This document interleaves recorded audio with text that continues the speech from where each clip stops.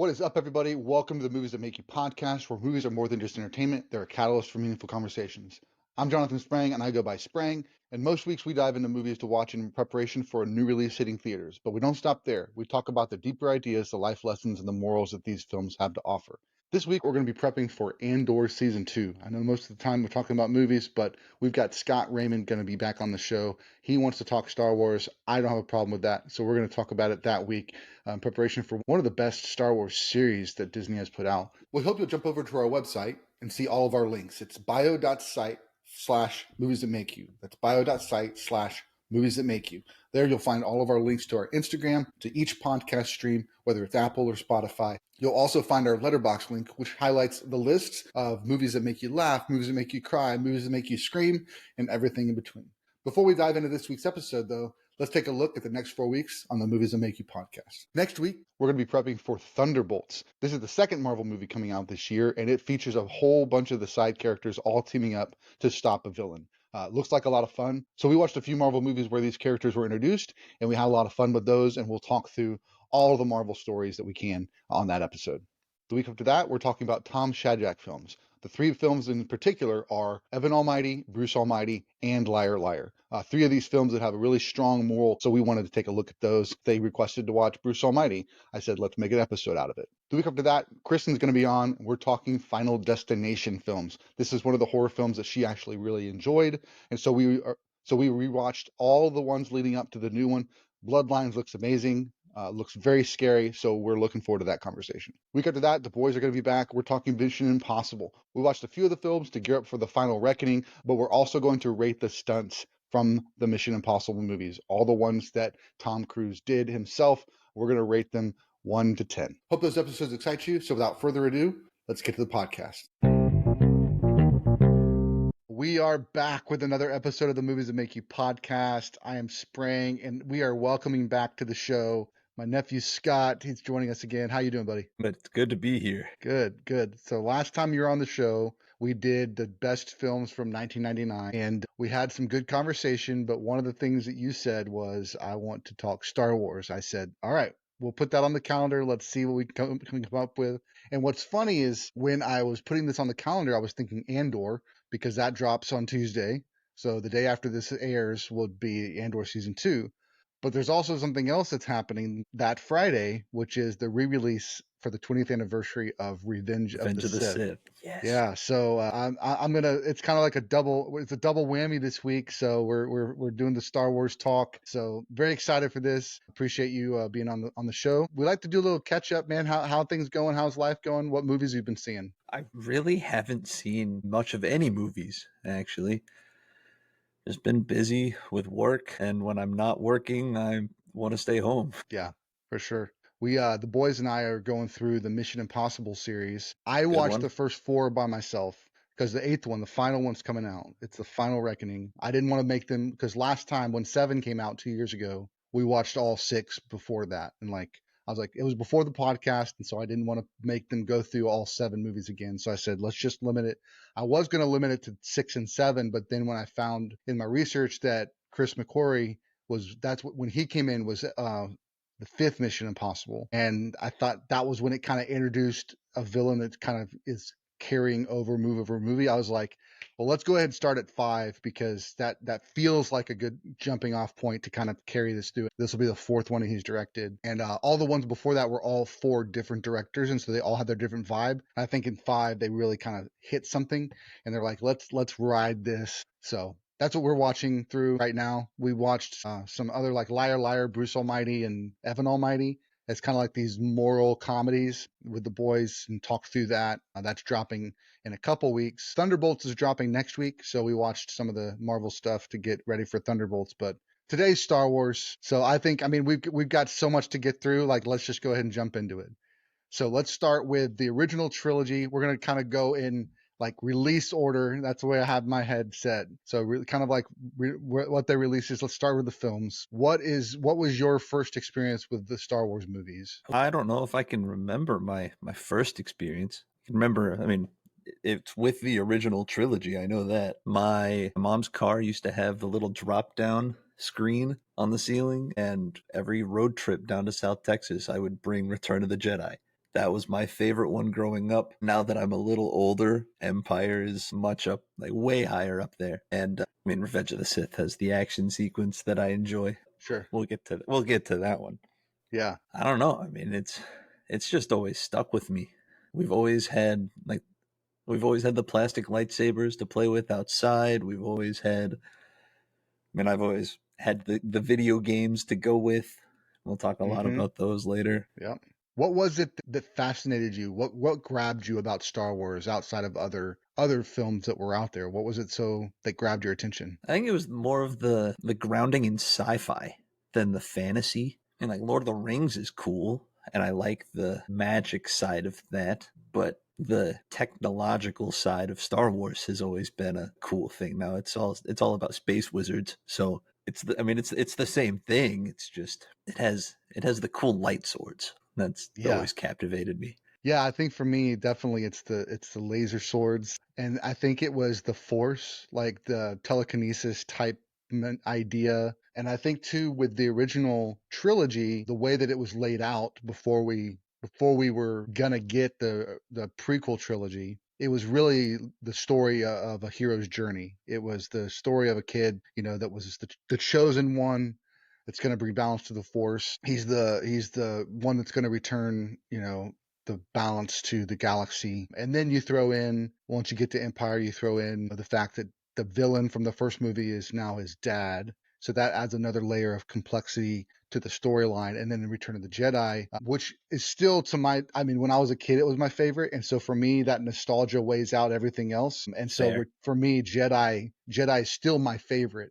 While it might not be the better movie, and I definitely love Empire for Hoth, for the Darth, Bespin and yeah, Vespin, everything and yeah, about it. it's great. It's great, and I'm not going to deny that. But I think, and I was just actually talking to somebody today that I think even with the prequel trilogy, you still get a resolution in Jedi that it pays off tremendously, even if it was just Luke's dad turning back and rescuing Luke. Like that's enough. But when you play that back with the prequels and you're like, empathetic towards Anakin and how he was tricked and all that, like Jedi still pays off in the end. And in my opinion, the bridge conversation where they're like, he's still on the moon of Endor, he's taking him to go see the Emperor, and they have that conversation on the bridge. It's like, that's such a powerful conversation, and it's weighted Absolutely. so much, and their relationship is so key to the fact that Vader was able to choose the light after all.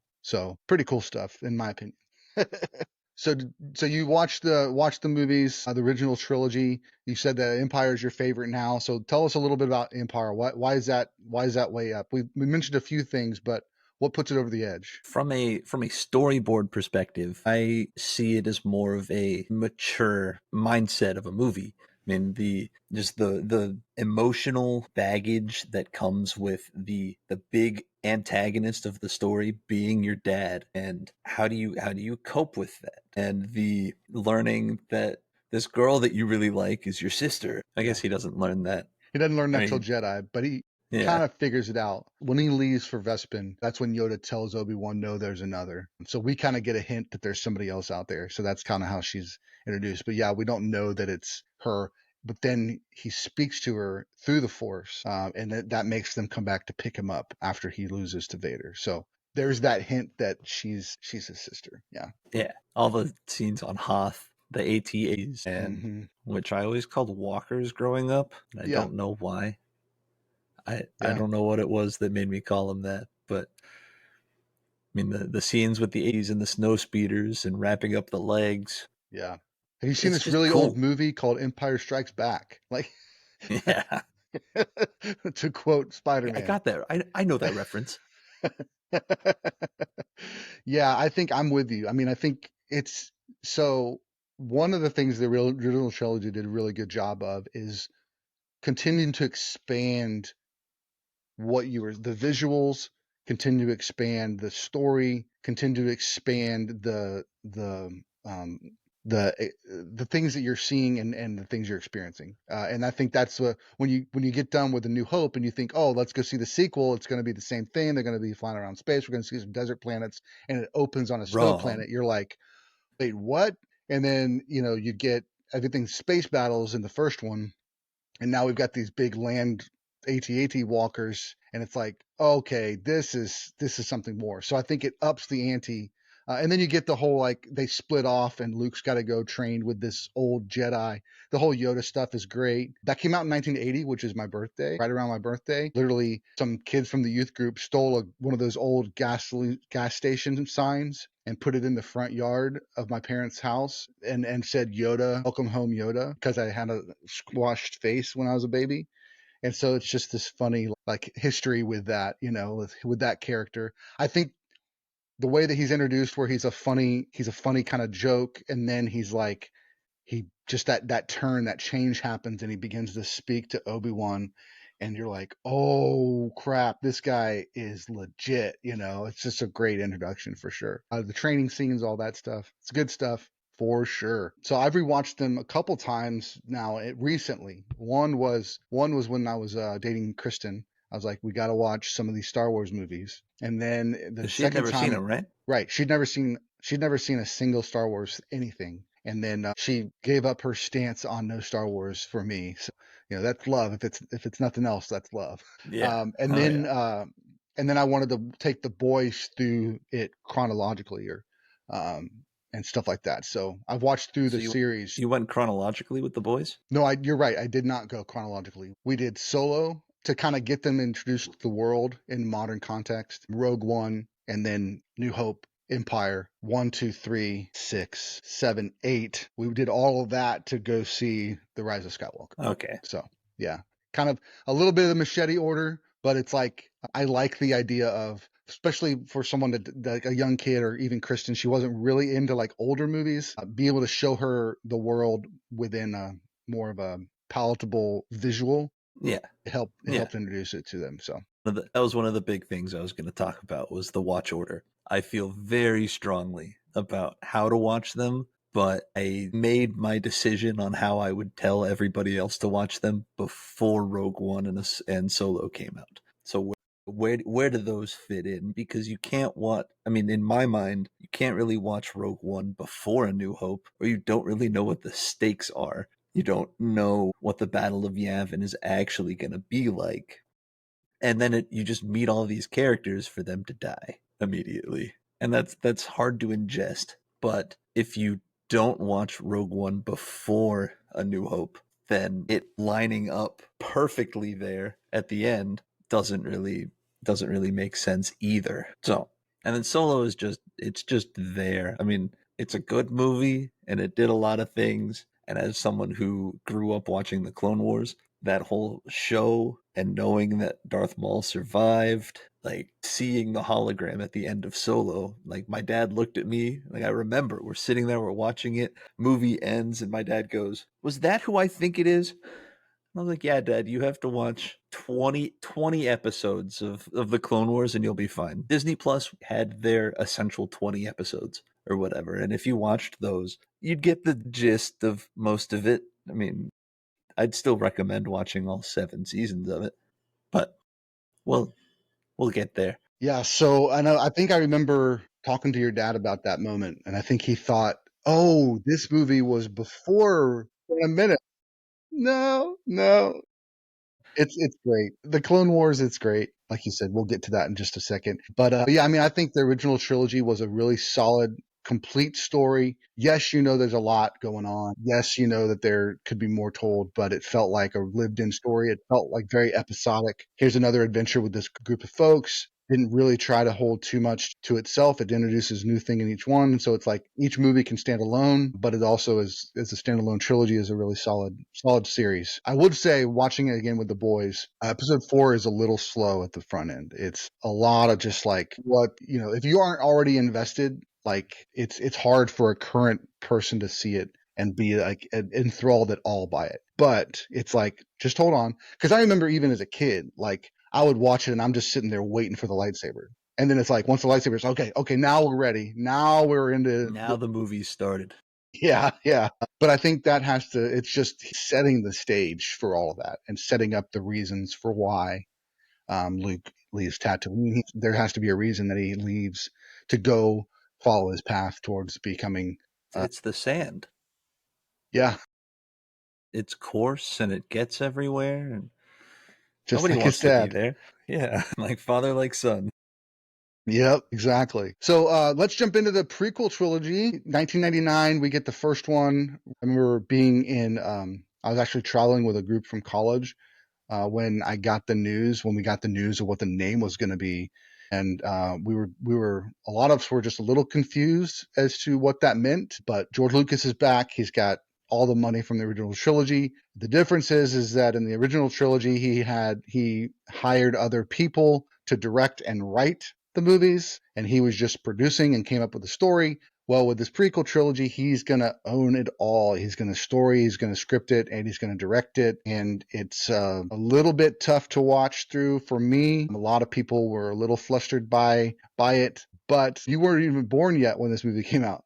I was So not. what's your experience with the prequels? I don't think I watched the movies before 2007. So I would have been 7. But the significance of 2007 was when the Wii came out. Shortly thereafter, we got the Lego Star Wars Complete Saga, and I did play every bit of that game. So I knew the story before I watched the movie. I'm pretty sure. It's been 15 years, even more. I don't know. Yeah, The edge of some of those creative ideas is removed when you have Lego characters that don't speak. right. Makes it a little easier to digest. Yeah.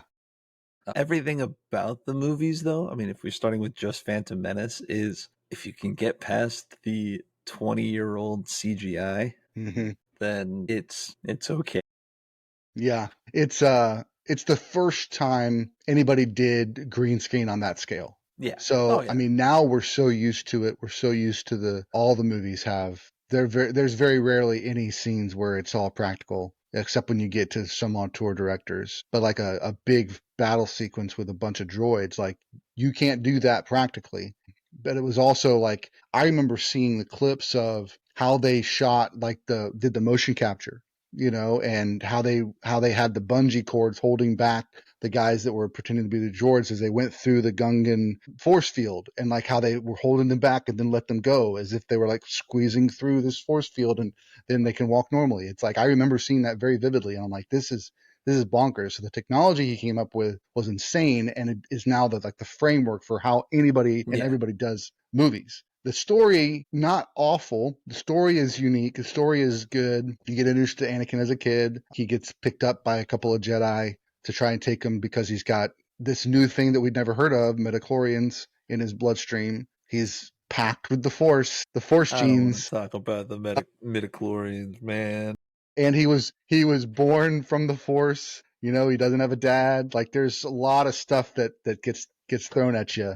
But all that aside, I think the real winner of the Phantom Menace is you get introduced also to Darth Sidious and the way that he manipulates at Padme, the way that he manipulates the Senate to take control is just impressive. Impressive. And it starts in that first Yeah. one. And he's working both sides of this whole deal, and it's just bonkers. So for me, it's the story, and like if you can get away from the movie because the movie's not great, but like it's telling you there's something else going on, and the arc of the story is still it's so rich. It's just the movie isn't executed in an entertaining way. So lots of walking and talking. I think part of the issue with it was it starts on Naboo, or like they get to Naboo and then they leave Naboo and crash land basically on Tatooine, and then they pick up Anakin and go to Coruscant, but then they go back to Naboo and just there's too much, Mm-hmm. too much. Yeah. I mean, not to say that like Attack of the Clones is any better. Yeah. A lot of people actually put that as the worst of the two, but I think in It has Attack the of the Battle of Clones, Geonosis. it's got a cool battle scene. That It's got battle the is cool epic. battles. It's the first time we got to see that many lightsabers fighting, and so that was cool. And it's like the last time we got to see that. I don't know if we saw, except in the cartoons, except animated. I don't know if we saw Yeah. another lightsaber battle like that. Nope. So that was cool. You saw Samuel L. Jackson with his purple lightsaber. You get introduced to Boba Fett as a little boy. and his father, Jango Fett. So that was cool. And I think that kind of opened up this whole like stuff they probably explored in the books, but nobody had done in the movies yet. The Mandalorians and where that armor came from. And he kind of borrowed from those stories and kind of did his own kind of spin on it and kind of brought them into the canon. But like, I think watching, like, again, the movie's not great, but the story is still there. There's still a framework it just kind of gets off track and does some silly stuff with C-3PO and R2-D2 that you're just like, what is, yeah, the factory scene. It's but a cool it's like Lego Star Wars level, but it is definitely. But the Battle of Geonosis, you see Yoda fight for the first time. He's fighting Count Dooku. That was bonkers and crazy and cool to see. Dooku's little speeder. Yeah. Terrible You didn't like choice. it? No.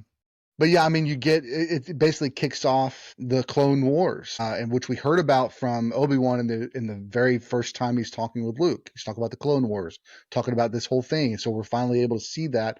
But then in the movie, it's just like the beginning of it, the introduction to it. And then we don't see them. We don't see Clone Wars anymore until a few years later when they finally do the animated series. And then you're seeing, oh, so this is the Clone Wars. But it picks up in the movies, it jumps over to Revenge of the Sith, and we get a lot more of the basically Obi-Wan and Anakin and Padme relationship, which advanced in the second movie towards marriage, secret marriage, and then that kind of begins to bring Anakin to his downfall, and you see Darth Sidious and Palpatine doing more awesome maneuvering and manipulation and all that stuff. What's some of your thoughts on Attack of the Clones and Revenge of the Sith? Attack of the Clones, it's where Obi-Wan's hair looked the best. It's where Anakin's hair looked the worst. Yes, he's got like the little mullet, the Jedi mullet. Yeah, with the one braid. No, the movie could have jumped around a little less, but it set a lot of groundwork on what the Star Wars universe looks like, with some of the creatures and some of the planets and different species from all over the place. I mean, we see the bar on Coruscant, and that's one of the side characters whose name eludes me. The bartender guy, I don't know. Oh yeah, I don't remember. But I mean, it did the same thing that Jabba's palace did in Return of the Jedi. There are all of these different species, and while we may not know the names of any of them, but like we can see the Twi'leks, and I mean, it's more than just humans and Wookiees. And I think that's a huge part of what Star Wars is. It? I mean, it is a universe. Yeah, it's not just people on Earth. Yeah, and then like you said, the unique species, the unique characters, and all that stuff. I know the Geonosians were just super unique, the way that they looked. And then you've got the shapeshifter, and you've got the really cool chase scene in Coruscant that's got some good action beats. But you also see Anakin begin to unravel, and his ambition is outpacing his patience, and all the way to the point where he leaves with Padme to go find his mother, because he can sense through the Jedi, like the Force streams, that she's in pain, she's in trouble, and he has to go try and save her. Ends up just killing a bunch of sand people because of it. And then that kind of is that's the beginning of the downfall. He was right. He was right to kill them in cold blood? No. He was right that his mom was in trouble. Yes, yeah. I think he could have dealt with it a little differently, but yeah, you can't necessarily blame him for leaving his post on Naboo. I mean, it is an attachment, and that's part of the issues with. Yes. I mean, you go back to Phantom Menace, and Mace Windu said, "No, we're not going to train him. He's too old." Right. He knows because he's already what experienced. He's experienced things, and he's going to know what he's losing if we do this. And now he has that attachment to his mother. So now he went against orders because of it. Yeah. But that's the good storytelling of it. That's yeah. It's like, it's worth it. His power is so great. Like Obi-Wan's like, we got it. I'm going to do this for Qui-Gon. Qui-Gon's like, you got to train the boy, because they believe that he was the person that was going to bring balance to the Force. They just thought that meant, right. They just thought that meant he was going to be the good guy. And it's like, no, you have a whole legion of Jedi who are power hungry as well. And Palpatine and Sidious is like, I'm going to manipulate this young man to become my Padawan, my Sith trainee, because the Force wants it to happen that way. The Force needs to balance it. It's too green right now. We need to bring a little bit more red in here. And so I did send you that clip of Freddie Prinze Jr. just going off on that podcast. I can't share it because he drops too many F-bombs, but man, like he spelled it out so great. He's like talking about how all these Star Wars geeks don't know the story. Like you think you want it to be a certain way, but you don't know what's really going on, you know? The balance is 2 and 2. Mm-hmm. I mean, that's just what it is. And that's exactly what happened. Yeah. No, I 100% agree with that. Yeah. So we get to Revenge of the Sith, and this is like it's touted as this is the turning point. I personally thought we were going to get more Vader. We didn't get any Vader until the very end, and he puts on the suit. I thought we were going to get some more, and I always wanted to, and then we get a little bit in one of the shows we'll get to in a second. But yeah, Revenge of the Sith, like you said earlier, some amazing battle, like fights, saber fights, like you can't, just the one Obi-Wan and Anakin, yeah, like you said it. Perfect. It's perfect. Yeah. So it just shows you what you can do in that world. You also get introduced to General Grievous in the opening, which we had not seen before, but then we get more into his character in the Clone Wars series. But yeah, that was a cool character. Visually, that is one of my biggest issues with the prequels is we got Darth Maul, and then we lost Darth Maul, and then we got Dooku, and we then make it to, like, he lives through the movie, and everybody's so happy, and we start Revenge of the Sith, and we lose him.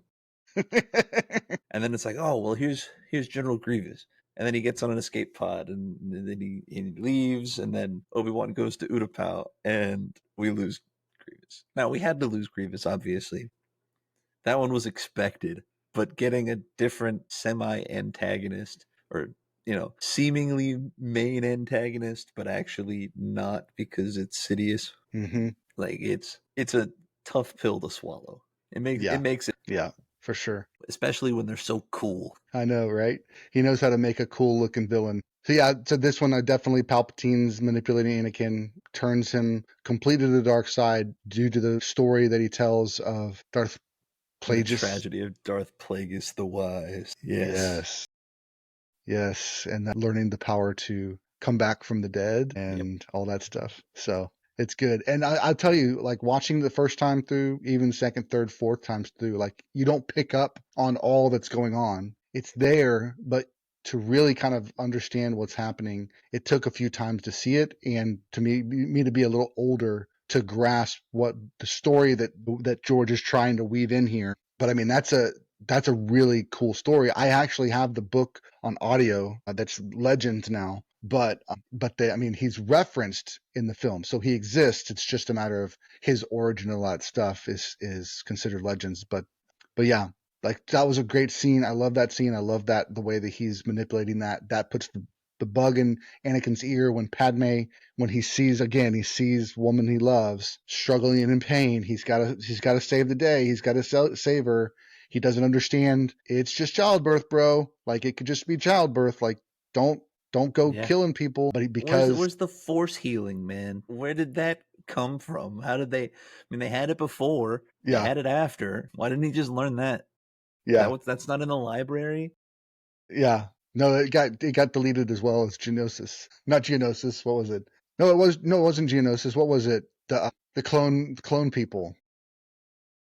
The Kaminoans? Who made the Kaminoans? That's who I was meaning. The Kaminoans earlier when I said the Geonosians, but the Kaminoans are just really cool. The whole planet of Kamino being wiped from the archives. Yeah, that was good. Anything more about the prequels that's worth bringing up?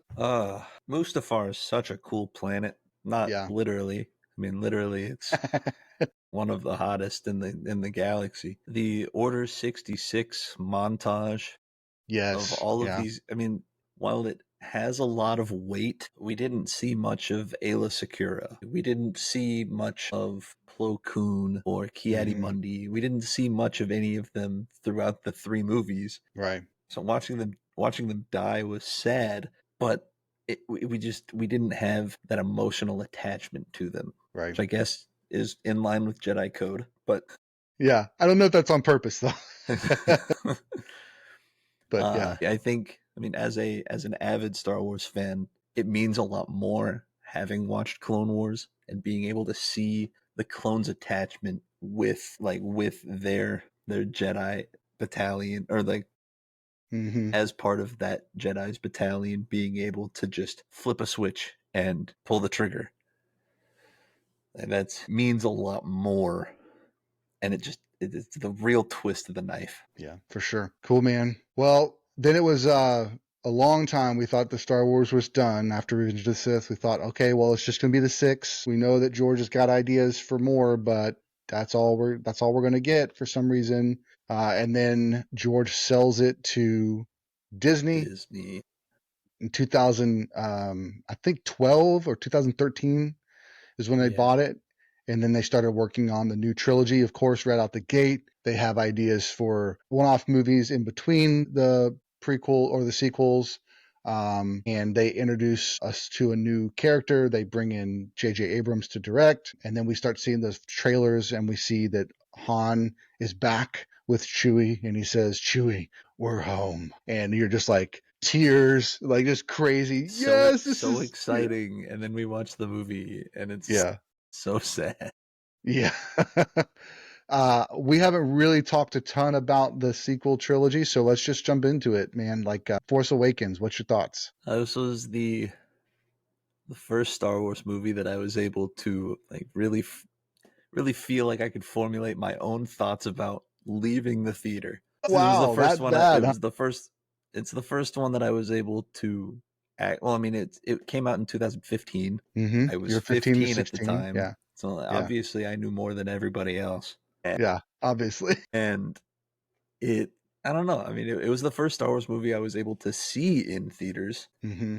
And I mean, I thought it was really well done.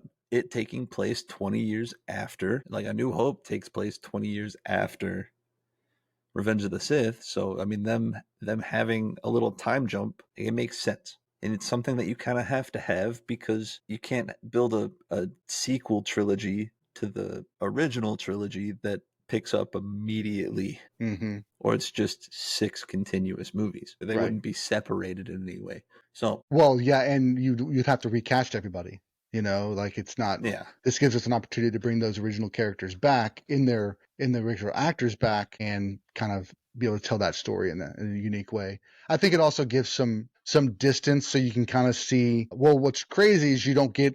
It's kind of like what we got with the Attack of the Clones into Revenge of the Sith. You missed the Clone Wars, so we've got Return of the Jedi and then Force Awakens. Like you missed the whole New Republic. Like it's destroyed in the first 45 minutes of the movie with this whole new huge bigger Death Star. And so it's like you there's all this that happened in between so that the Force needs to raise a new Messiah because there's this evil that's brewing. And so, that's kind of how I interpreted some of that. Yeah, well put. I mean, the only parts about the movie that I really wasn't the biggest fan of is like I liked seeing new planets because I mean the first 6 movies did really only take place, other than the little Order 66 montage, on 11 planets.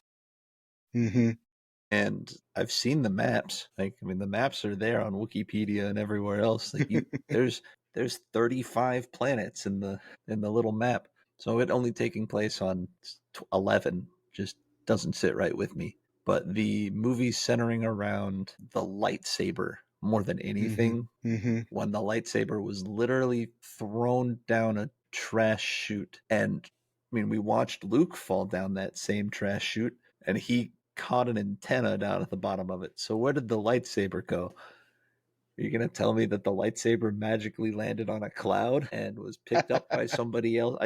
We don't know what's under the cloud city of Bespin. So sure. Well, obviously smugglers and scoundrels and scavengers that picked it up. And yeah. But they bring it to, then there's what's that? Maz? Yeah, Maz Kanata. She has Force sensitivity. So this is kind of the first time we're really seeing someone who's Force sensitive that's not a Jedi. That's in the movies. In the movies, all the movies, you're Force, either you're Sith or you're Jedi. Force Awakens, you get introduced to an idea of the kind of Force sensitive, but not a part of either of the two groups. Am I wrong on that? No, I think you're right. I was just thinking of like Jocasta Nu is the librarian in the archives. Okay, gotcha. She wasn't really a Jedi, but she lived in the temple. Yeah. So I would say she's Jedi by she's definitely Jedi aligned. Yes. yeah. And then I think for me, I really dug it. I did see an interview. So they brought Loris Kasdan back, who was a part of the original trilogy screenwriting. I think he directed one of the films, if he, and he may have just written them, but he came back to help write the sequel with J.J. Abrams. And he said in an interview one time, he said, we have to go back before we can go forward to reconnect to that joy. So that's why a lot of the beats of Force Awakens is very similar to New Hope. It's like it was a conscious decision to say, hey, let's go back and kind of revisit that story that we all fell in love with a new set of characters and cast, and then we can see what happens after that.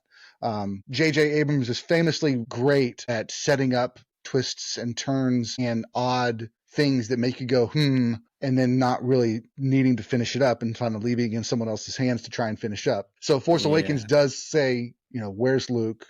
Something happened. What happened that made Luke go hide off? They're trying to find him. And then who is this girl? Is she related to anybody? They kept posing all these questions, but never answering anything. And that just kind of set this mystery up. But I really did I think just seeing the things that we fell in love with as kids in a modern movie was cool enough in itself. But I did really like Rey. I liked Finn. I liked even Poe Dameron. I liked Kylo Ren. I liked all of these characters.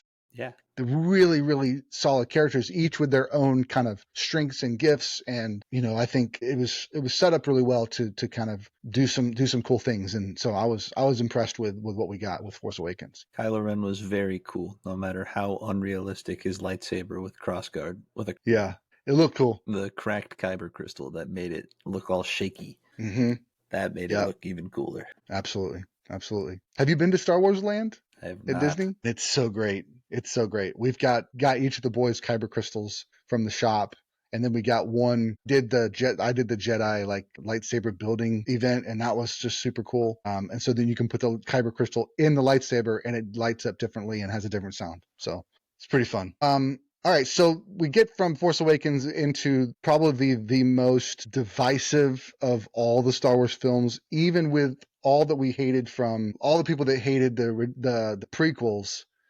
There was just visceral hate for Last Jedi on one side of it. Where did you fall on The Last Jedi? Wasn't the biggest fan. I liked it because it was Star Wars. I liked I don't know what the planet was called, but the big battle where they were rebels in the cave. Scarif was in Rogue One. Was that right? Oh, good call. Yeah. No, I think it was the Salt Planet in The Last Jedi. But it's a cool battle, and I liked everything about it except for Luke's Crate. Sorry, Crate. Oh yeah, Crate. Luke just disappearing afterwards. I get it. It takes a lot of energy to force a holographic projection of yourself across the galaxy, but for him to just die after that didn't really feel like the Luke that I knew. Mm-hmm. And since we didn't get to see we didn't get to see old Luke at all in The Force Awakens, and all we got was him being temperamental and childish, throwing little tantrums about, I'm not going to train you after what happened last time. What happened last time? I'm not telling you. Well, okay. Yeah. Well, hey, we could really use your help. We've got this whole thing going on. Yeah, and I don't care. Yeah. I'm on my island for a reason. Well, you gave R2-D2 a map. Obviously, you wanted someone to be able to find you. So, I don't know. It felt so disconnected from the other 6 movies. And you just said that with Force Awakens, like I said, you have to go back before you can go forward. Mm-hmm. And then just like what Luke did with the lightsaber, it went off the cliff, and they went backwards, and they were like, yeah, like this is the lightsaber and this is the Force, and like who do you want to be? Mm-hmm. Go find Luke. We find Luke, and then we get that first conversation with him, and they have just ignored everything about going back to connect to the other 6 movies. Yeah. I hear all that. I know. I resonate with a lot of it. I can tell. I can see the complaints, and I can see the definitely empathize. For me, when I saw it, I really liked it. I am a person that likes the deconstruction of the whole thing, and I think that's what The Last Jedi was. It was a deconstruction of. It basically gave you everything, the opposite of everything that you would want, right? Like, Yeah. and it kind of it was a twist at every point, and I think I can see that the director and writer, he just kind of went all in on everything he wanted to do, and wasn't necessarily concerned with connecting it to anything or setting up anything in the future. It was just like, hey, here's this one story. But at the same time, I can relate to that kind of being an older Jedi, and I made a mistake, a big mistake, and my life, I ruined so many people's lives that I just want to go hide in a hole somewhere. And I can get that. I think the other thing that Last Jedi introduced too was, well, the connection between the Kylo and Rey. There's this interesting connection through the Force that they're having. It introduced us to, well, we had, what was the main bad guy in Force Awakens? Snoke. That was an interesting character. Andy Serkis did a beautiful job of. He was interesting, and we didn't get to see him until Last Jedi, and then they pulled a prequel trilogy and killed him in the same movie. Yeah. But I think the other thing that I really like about it is it really does kind of harken back a little bit to Empire, in that Luke had to go through the training, and he had to go to his Jedi. He had to go to the dark forests and have to walk through the trials and walk through that and face his fears in the same way that Rey had to do that, but she wasn't afraid, and that scared Luke. And I like that moment and that idea that she doesn't know what to fear. She doesn't have any fear of the dark side. And so could there be this strength and this power that she could use, like Luke used in Return of the Jedi to defeat his father? He used his anger in a positive way to defeat his father, and then realized that he had won the fight, and he didn't need to go any further. But he used it to his advantage in a controlled way. And I think that they were trying to introduce something with Rey.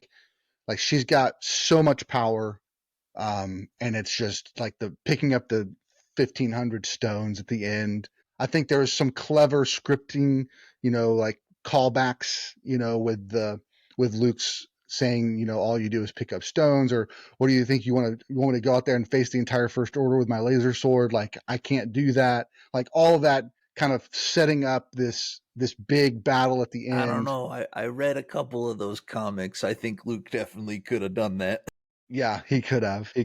But there's some fun stuff there. But I definitely see the gripes. We get a little Yoda Force Ghost as well. We also get a Force Tree, which we'd never seen in the movies before. Yeah. So that's unique. Something there's definitely positives. Yeah.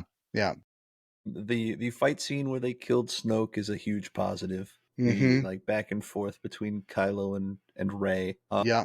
And I already said the part about Crate being a positive. Yeah, but no lightsaber battles. Like, they were fighting against the Praetorian guards and not each other. So we didn't have any lightsaber on lightsaber. So there's some things that like just feel where it doesn't feel like it's. I think that was his goal, though, was to give us something that we weren't expecting, and flip it on its head and kind of see what comes out. And some people liked it, some people didn't. So the big parts that I really didn't like beyond the hologram Luke was the casino planet called Canto Bight.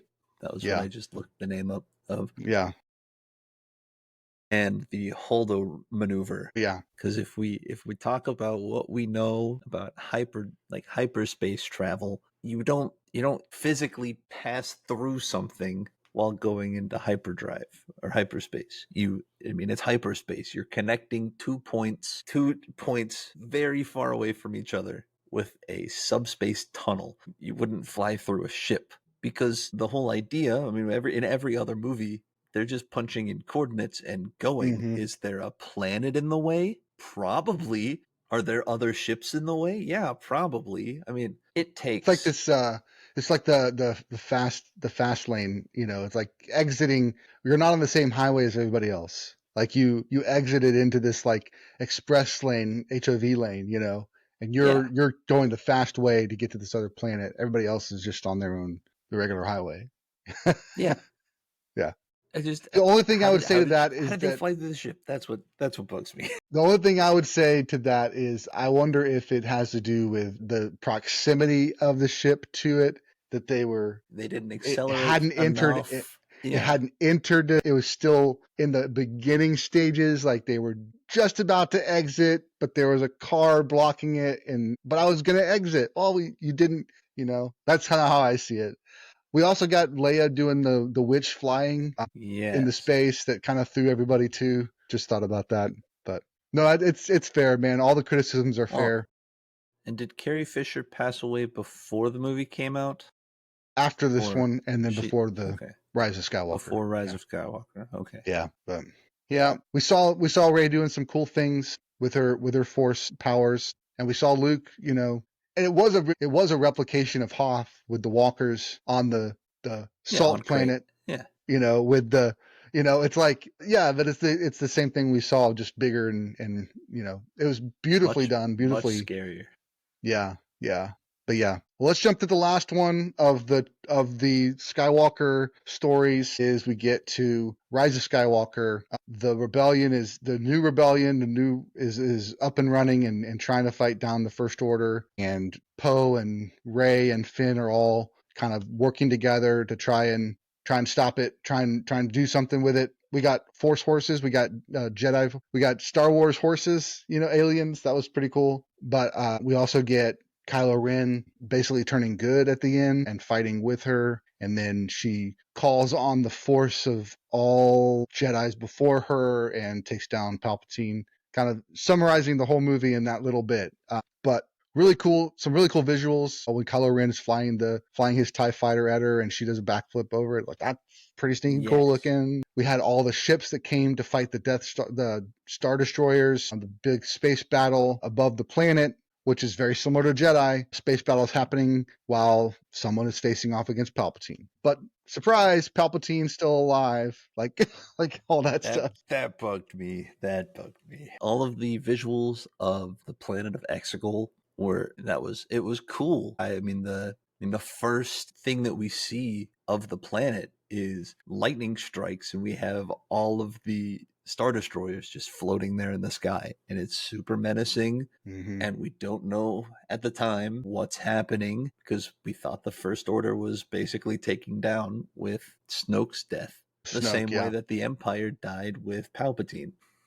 I don't We know. also got Honestly, the what was this? The hyper jumping at the very beginning, yeah, where they the being jump able to hyperspace. track, being able to Yeah, follow through hyperspace. yeah.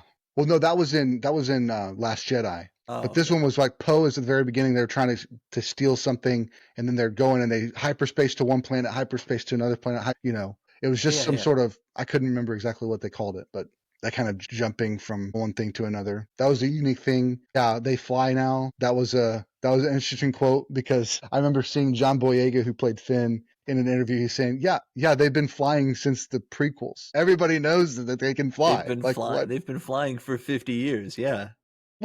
What? Why are we surprised by this? But it was a funny line. They fly now. They fly now.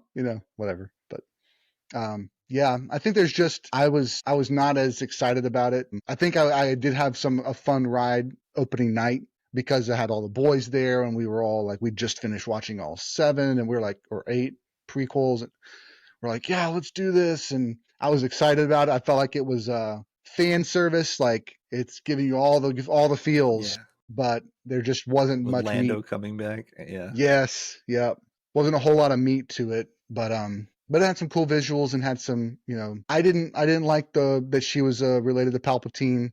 Me neither. I get why they did it. but where she was like Rey Skywalker at the very end. It's like, it doesn't make sense. I get it from a touchy, like emotional, yeah, that makes sense Yeah. emotionally, but it didn't make sense with her. Like, she's her own person. Isn't that like the whole point? Oh, wait, she's not her own person. She's only this way because her grandpappy was Palpatine who slept around. Like, Yeah, no, okay.